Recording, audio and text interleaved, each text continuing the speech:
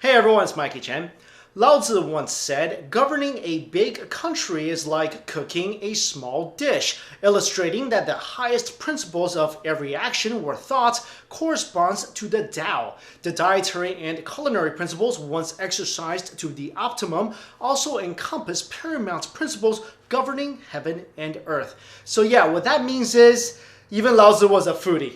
Now, I love Chinese cuisine the most, and of course, I might be a little biased, but I think what makes Chinese cuisine really special is that if you travel across China, you will find different dishes, different food items as you travel across each single province. Of course, China has enjoyed a rather long history of development in culinary arts and has formed several distinct regional styles which have been passed down through generations of master chefs. So in this video, I want to introduce you guys to the 5 regions of China where the most influential Chinese cuisines come from. Number 1, Sichuan cuisine.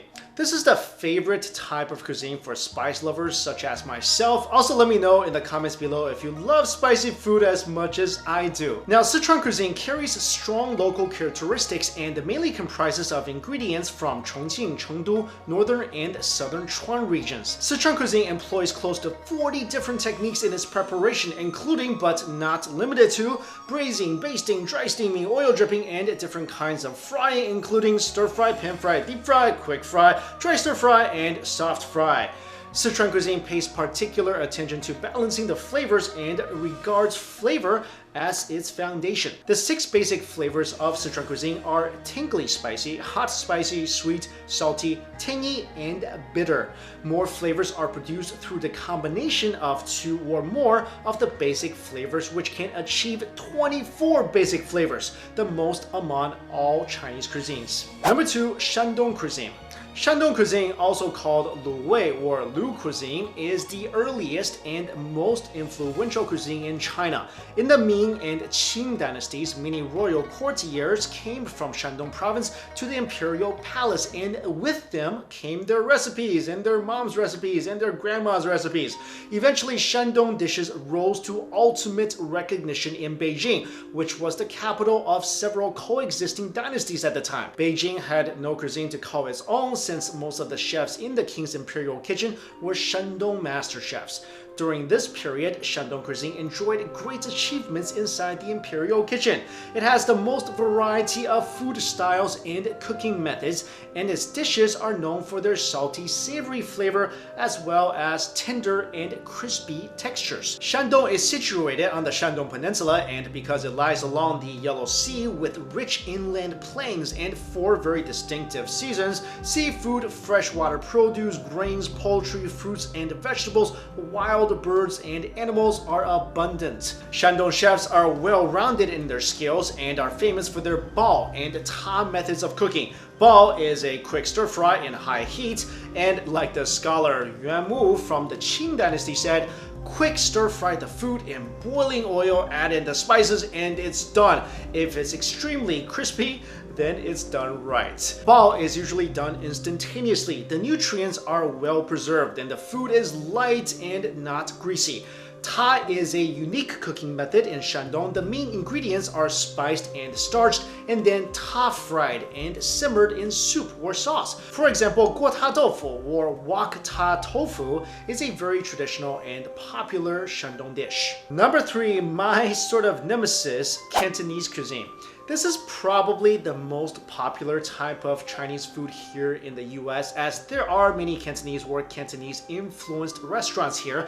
And sorry, this is, like I said, probably my least favorite cuisine because Cantonese dishes have the lightest taste compared with other Chinese cuisines, and I'm a very sauce heavy, spicy, meat in every single dish type of guy. You know, maybe I should get a t-shirt made that says that. Anyway, Cantonese cuisine is known for its wide use of fresh ingredients and creativity. Cantonese chefs are great at adjusting dishes according to seasonal and climatic changes. For example, Cantonese summer and fall dishes taste lighter, while the winter and spring dishes are richer and zestier. Cantonese cuisine originates from Guangdong province and is made up of cuisines from 3 principal areas: Guangzhou, Chaozhou, and Dongjiang. Since the Han and Wei dynasty, Guangzhou, also called Canton, has been a major port city in southern China. It is situated in the subtropics bordering on the South China Sea, where rainfall is abundant and the area is rich in produce, fresh seafood, and delicacies year-round, which helped to shape the freshness and natural light flavoring that Cantonese cuisine is known for. Number 4, Hyeyoung cuisine. The Hyeyoung style of cooking emphasizes material selection and uses more sugar than other Chinese cuisines. It is known for its meticulous preparation process and fine balance between rich flavor and pure taste. Hyeyoung cuisine focuses on preserving the original flavors of the produce and specializes in braising, stewing, roasting, and boiling. These methods bring out the original flavor of the ingredients. Hyeyoung dishes borrow fresh, crispy, and tender qualities from southern China and incorporate savory, color, and richness from the north. As a result, this cuisine is well liked by both southerners and northerners, except for me, because I find the dishes way too sweet. But soup dumplings, that I like. Hyeyoung cuisine is derived from the native cooking styles of the region surrounding the lower reaches of the Huai and Yangtze River, hence the name, and centers on the cities of Yangzhou and Huai'an in Jiangsu province. It originated in the early Qin dynasty and gained national fame during the Sui dynasty and Tang dynasty.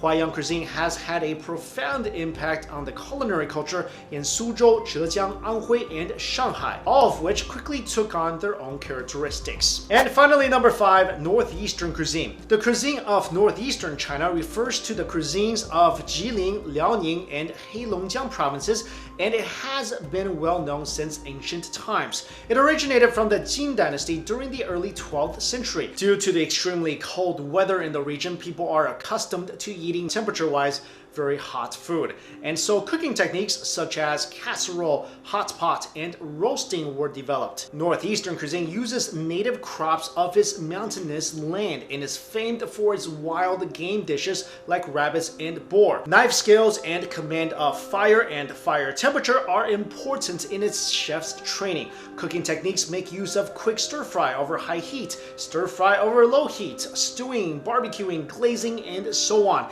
Its dishes are tender but not rare, well done but not tough. Northeastern recipes are typically very rich and the dishes are full of sauce, flavor, and very substantial. So there you go, guys. Those are the 5 regions where the most influential Chinese cuisines come from. If I had to rank my favorites, it would be Sichuan, Shandong, Northeast, Hyeyoung, and, you know, Cantonese, I guess. And before you hate on me for not liking Cantonese food, let me explain why. I'm a rice man. I love my rice. I enjoy it. I enjoy it with all my Chinese dishes. But when I eat Cantonese food, it's almost like I don't really need the rice because the flavors are so light and most of the dishes are not very saucy. Sometimes I have trouble even finishing one little bowl of rice when eating Cantonese food, and that's really rare for me because typically I polish like maybe 4 or 5 bowls. And here's the other thing. I come from northern China where there's meat in every single dish, and I think having Cantonese food for the first time was the first time I really had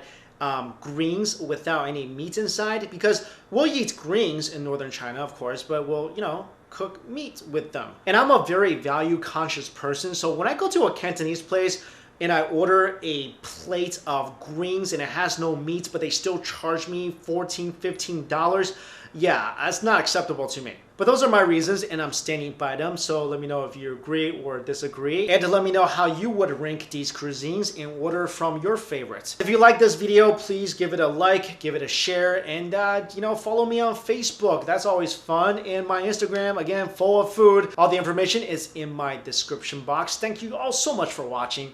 See you later.